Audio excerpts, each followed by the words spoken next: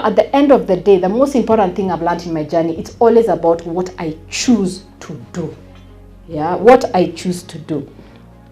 Remember, you can't shrink into greatness. You can't become smaller in the hopes of becoming greater.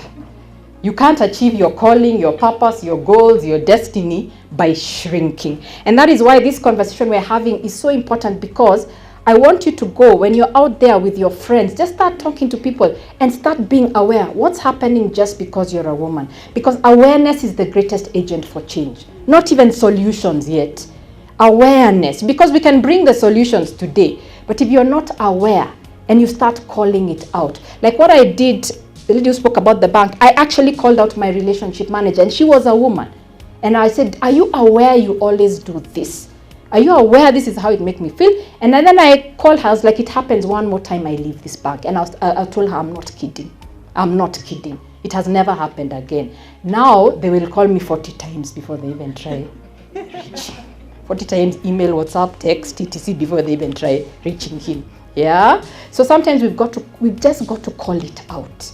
But we can't keep allowing these environments where you're constantly being made to feel small, because what the danger of those things, they make you for a minute, even when that thing was happening, for a minute you catch your mind, maybe it's okay, you know, that car, maybe it's okay, then but that maybe it's okay will lead to then everything I want to do I have to ask for permission, or it's because it's not okay for me to have independent choice.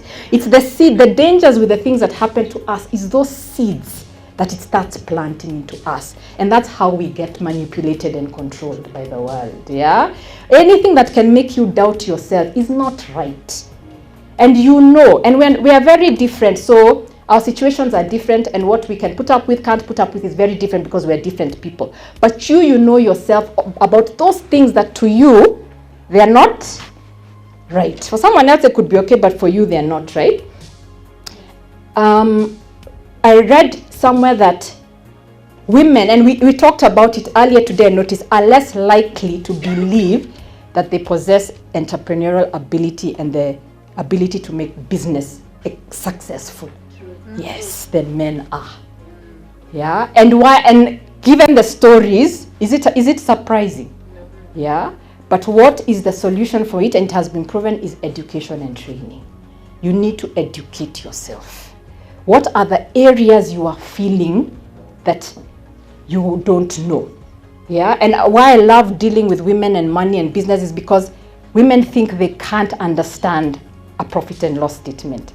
But when we describe it to them and explain money to them, they're like, oh. Women feel they can't approach an investor. When we describe the process to them, they're like, oh, you mean it is that? Let me tell you, if you've negotiated with your 13-year-old child, you can negotiate with an investor. Yeah, the same skill you're using. And in fact, women are better.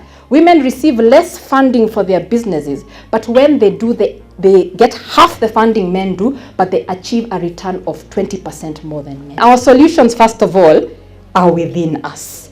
Are within us. Yeah? So start speaking. Then from your own, start being aware what is happening to you. And like the bank, are there opportunities to educate people? Because you are so right. Sometimes it's just education.